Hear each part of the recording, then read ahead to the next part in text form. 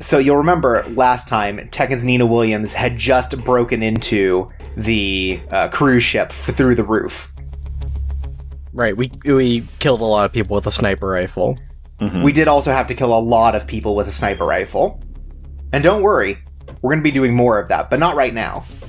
You know, I'm kind of uncomfortable with this, because, like, Nina Williams hasn't yet shown us she has a license to kill. Like, are these legal kills we're doing? Yeah, where does she even keep her wallet? First of all, great question. Second of all, it's like... They're probably, like, extra legal, you know, it's through both, MI6 and the CIA. I assume both of them have gotten the coverage for it, right? Okay. Wait, so if it's extra legal, that means the more people she kills, the more legal it is? Yes. Mm-hmm. It's a combo system. Chirps, you are introducing a lot of gray morality in this, and that's not what fiction is about. Fiction is about the first page establishing you who the good guys are and who are the bad guys. Right. Well, in this case, the bad guys are the ones who blew up the boat at the beginning, and the good guys are the ones who don't want boats to blow up. But right now we are in a boat. It's true, but we're trying to make it not blow up. And we are causing quite the ruckus, and I could very easily imagine us blowing up this boat at some point in the future also. I think also another thing in media is that everything that appears in the media, the author is, like, endorsing, so it's kind of cringe that they're endorsing blowing up boats. Mm-hmm. Right, I also endorse this, so... Well, you know, my politics are fucked up. Sometimes I think it's good to blow up boats if it's for the right reasons. Mm-hmm. I mean, I don't think anything should be floating on water. I think water should be... You should go under it. Yeah, so, I'm very centrist in the ends justify the means, but only when it comes to blowing up boats. Right. I'm very centrist, and I believe that all things should be above the water or below the sky, and they should not ever cross. Mm-hmm. Yeah, Teok, you're a kill-em-all kind of guy, and you just kind of solemnly stare into the distance and go, except boats. Except boats.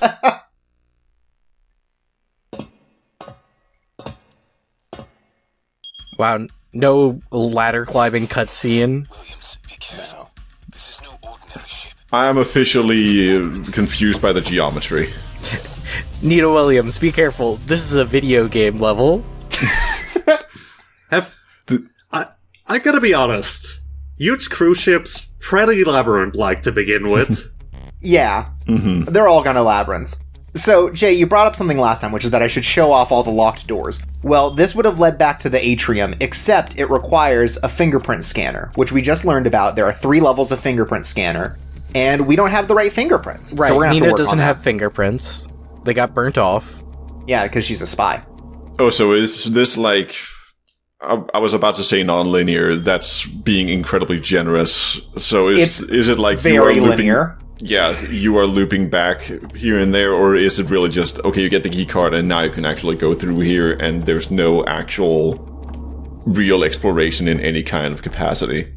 There is exploration. The problem is that a lot of the exploration just leads you to doors you can't open. So... Okay, so if I was in security, I would probably just make it so that those things never changed and then you couldn't get through. Mm-hmm. Yeah, well, the issue is that, like, if you hit the lasers, a Gatling gun pops out of the ceiling and kills you, so, like, the guards have to be able to get through. So they just have to learn to do the little dance? Yeah. Yeah, I guess so, yeah.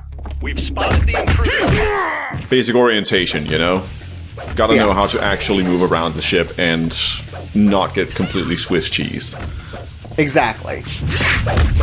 An interesting thing, though, is that if you hit the laser trap and enemies are behind you, the minigun will also kill the enemies, they'll just also kill you, so it doesn't really matter. I mean, that makes sense. Also, I don't really know what I was expecting, but for some reason I am actually impressed that the physics work such that you can throw people over, like, ledges and railings and such.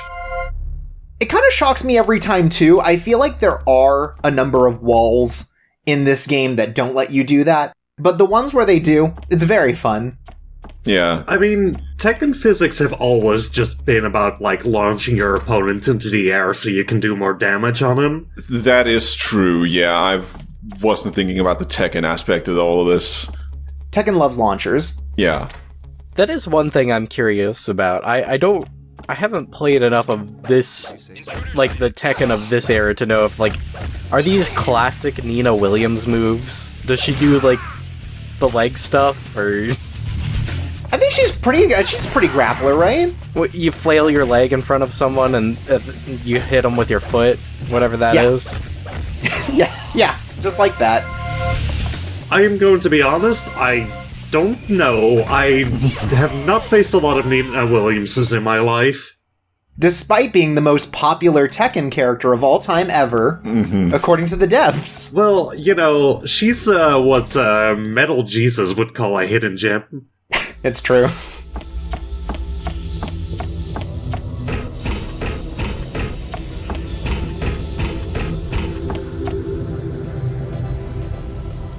So, like, again, there are a lot of locations I could be going to show off how many locked doors there are. I think at some point, since we're going to be going to all those places, I might as well just take you to where we need to go, you know? Mm-hmm. This video, literally, if just going to all of the doors on the way to this one, could probably be like 10 to 15 minutes longer, but we're not going to do that. Right, this is role-playing Nina Williams when she's seen the map of the cruise ship before. That's right. When she scanned it last episode for like 30 seconds, she downloaded it and she's like, I just know everything now. Right, well, I mean, you have to be, if you're going to be an agent, you have to be able to look at things like that and just be like, oh, locked door right there. Right, you don't know how long it's going to be that you can look at the camera before, or at the map before you start getting shot to death, so... Mm-hmm. Yeah, so this is basically just setting up that the other two did do their jobs. There is a terminal on here that we can access the outside internet and send files, should we need to.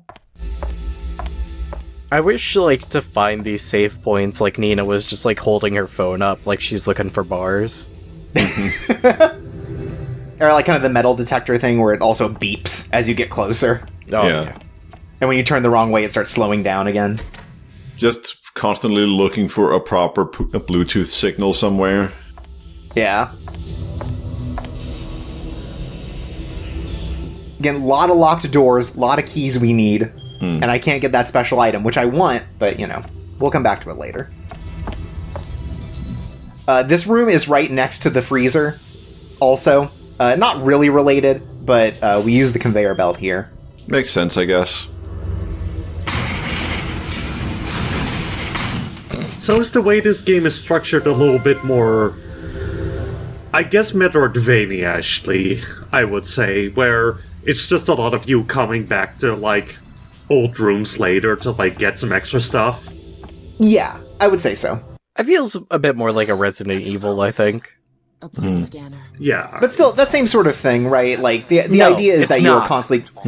you were getting authorization to continue to find new locations that have new items and objectives. Yes, I suppose so. Continue searching. I guess Metroidvania is putting a little bit too reductively, so to say, but, you know... As Tekken's Nina Williams, we are constantly thinking of the easiest answer so we can get done with our job. That's right.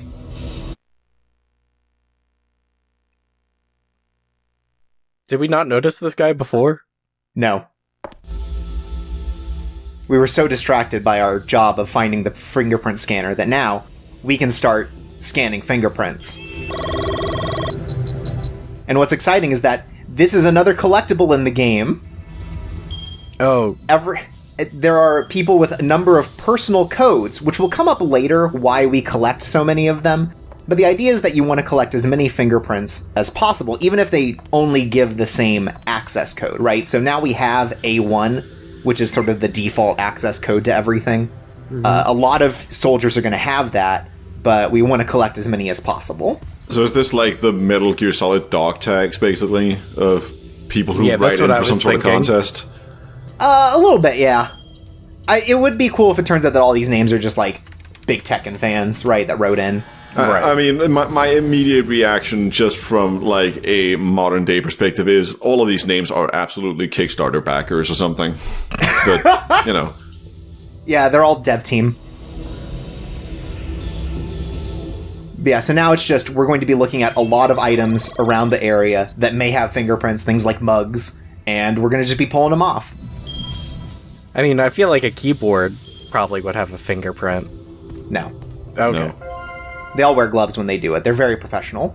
Yeah, they're going up against carpal tunnel. Yeah. Mm-hmm. So now we also get a look at the executive members. These are the top dogs running the cruise ship right now. Enrique Ortega, we saw him before. It's Steve Bloom putting on an accent. Imagine like a fucking corporate website where there's here's the executive roster. Yeah. And then we have Lana Lay and an unknown person named Edgar Grant. It's not the guy with pink hair. His name is Bryce Adams. He's not part of the executives. He's not really part of the whole thing. He just kind of got brought on because he's Lana Lay's like boyfriend. You know? Oh my god. It's like a nepotism hire kind of Nepo thing. baby. Oh my god. You were saying like pink hair. That was so sepia tone. I'm not. I don't know what you're talking about. Do you remember the guy from the first cutscene where he just shot a bunch of dudes to death for no reason? That guy. Right, that dude. That guy. Yeah. No wonder Nina Williams is going after them when they have such like poor business etiquette. Yeah, basically we're here kind of like bar rescue, right? We're trying to save the business. Oh man. You're shooting your own guys! John Tapper finally gets fucking enough, starts roundhouse kicking every single person in the bar. You know, the American agent we're working with, his name is also John. I mean, it's John Doe, but he's using a pseudonym, so think about it. Yeah. Fucking business rescue, you just fight a bomb on the boat, go, what the hell is that? Yeah, like Hotel Hell, right? Like, Gordon Ramsay, like, picks up a hamburger, but there's, like, a landmine in it instead of a beef patty. He gets really pissed that the railings are too low so he can kick guys off the side. At some point, you run into a boss, almost Dead Island style, who has turned the cruise ship bar into, like, a pirate-themed bar. Oh, yeah. It's like, this does not fit the aesthetic. You're going for Greco-Roman architecture, but you're putting in a pirate bar. Anyways, one of the items we picked up there was essential oils. We're going to collect a lot of these. They're the stat boosts of this game. We'll show them off later. But I think it's very cool that you just rub essential oils on it, like, increases your strength. Oh, yeah, like, Nina's way into, like, Goop brand stuff. Right, yeah. Who in Tekken lore would have the Goop brand, right? Well, there's that scientist guy with the purple hair. Not Boskanovich, but the other guy. But also Violet? Boskanovich would. Yeah. Violet's kind of more of a CEO because he's like... It's just the alter ego of, like, fucking Lee. Yeah, I feel like if you have any kind of relation to a scientific field, you are not buying shit from Goop. It's no, true. but you're selling them. Oh, I see. Yeah, okay. Yeah, I can see that. Yeah. But you're, like, fully in on the grift, right? Right, of course. Of course. Believing in things is for poor people. That's right. Also, that's one of my favorite context moves. If the guy's, like, down on the ground, like, on his knees, and you do a kick, you just start, like, jabbing him in the chest instead of doing your normal combo. I like the one where you roll and do, like a rolling kick on them instead of just, like, I don't know, kicking them while they're on the ground. Yeah, there are a number of moves that can hit off the ground. That one's just, like, the easiest to perform, and the only one you get, like, default. But it comes in very handy. Don't you, like, hate it when you're just at a bar, somebody walks in and all they do is order a small bottle of water? I hate that. Oh, Taffer would be so pissed. You're leaving fingerprints on the shakers! Somebody could scan these! Don't worry, we found some food improperly packaged in the back, too, so we'll be confiscating that. So this is a hybrid cocktail bar, patisserie, and MRE stockhouse. Exactly, yeah. It's everything that you need on a boat like this. Tapper would be so fucking angry at this place. You know, the MRE stuff is more for the passion of it. It's very true. Yeah. You know, some people just love the culture more than it is like the taste. Okay, wait, what, is it a soldier that's making smoothies with the blender? I don't think so. All the staff are soldiers. Oh, okay. Anyway, this kitchen has maybe my favorite lore in the video game.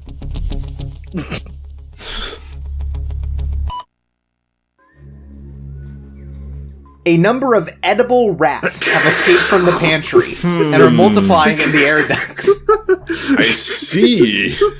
So what's very funny about this is that you will see the rats later as we go through air ducts. And the idea is that if you find out where they're coming from, you will be able to find gold coins because they are attracted to shiny things. So are they force-fed fucking foie gras rats? What's an edible rat? I don't know. I would say that's a whole-ass fucking rat, man. Yeah, that's not a piece of rat meat. Also, I'd like to introduce a thread contest to this. If anyone can make this recipe for sauteed rat and post it... Absolutely. You are going to cause someone to die, Chorps. You can replace the rat meat. You don't have to find the edible rat meat. I like that it's specifically a local recipe, local being the middle of the fucking ocean. Yeah. Local as in it located on this boat. A fucked up episode of Binging with Babish this week. Yeah. Also, I'm just imagining Nina Williams eating the rat and then having to slurp in the tail like a string of spaghetti. Mm-hmm. It's fucked up. It's an edible rat. We don't take it as a food ration that we can use to heal later. Wait, why even? Wait, so the rats aren't even a food source in the game? They just... No, not for us. Chirps. Rats in captivity are a creature that just dies from cancer within a year and a half. I would not fucking eat that. I guess you're right. Do you get cancer from eating it? Well, I assume eating a creature that is so fast and able to get cancer isn't probably good for you. Probably not.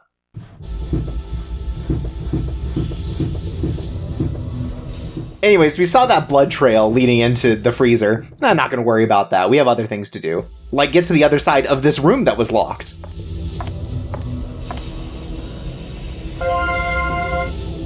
These are the most important items in the game. They just let you hold more weapons. Oh, Nina's way into tactical belts. Yeah. Also, we got the key. We cannot open the door from this side because it's locked on the other side. What? Oh my god. What? They're one-sided doors. But why could you even go in through this way? Why are there two ways to get to the pouch? Why would you do that? It promotes exploration. And what if you're in a scenario where you have to go from the other side to this side? Well, you could open the locked door and go through the air duct. It's just about options. It's kind of like Dark Souls that way. Oh my god. That cow dragged itself in here and then somebody hung it up. That's right. Oh, also, we found our guy. You can tell because of his neck tattoo. I've located John. Is he? I'm afraid so. I see. What about the GPS device? This would totally be you have to 86 everything in here. If somebody got stabbed and died. Mm-hmm.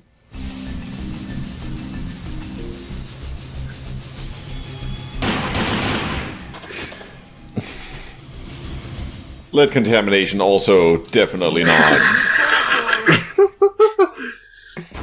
So, each of his pistols holds 3 bullets. That's right. Welcome to our boss fight against Bryce Adams. We're gonna fight fire with fire. So you want to kind of stagger it, because otherwise he falls over like you see there, right? Okay, so actual boss fight is he runs to one. So if you go to his side, he runs to the other side and starts doing like little like gun moves, and then you have time to run in and attack him. Oh. What? We're doing our focus attack. It does more damage. Oh my god! And knocks him over. Shit. Yeah, look, you know. Now his brain's exposed. His head will have jiggle physics now.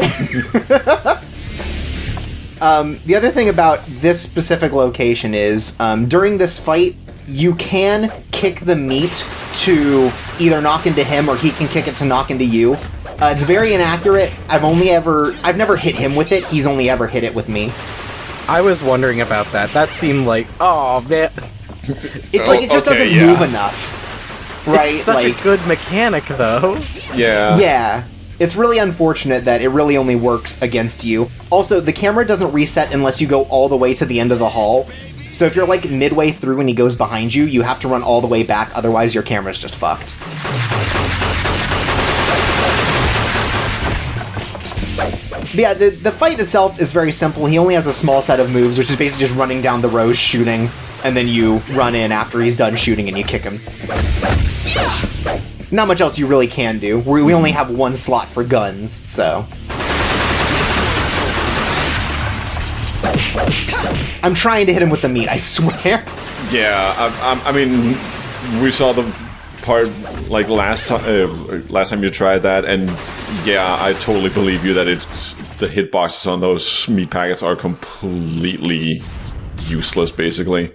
Yeah. I wish they were easier to use. Damn. You broke my entire skull. Anyways, he's off to recover. You know, he's at half health. We'll deal with him next time. For now, we gotta collect everything we can off of John Doe. And now your clothes are fucked up. Is this gonna be like an ill-bleed thing? To an extent, yes. They actually stole the idea from Illbleed.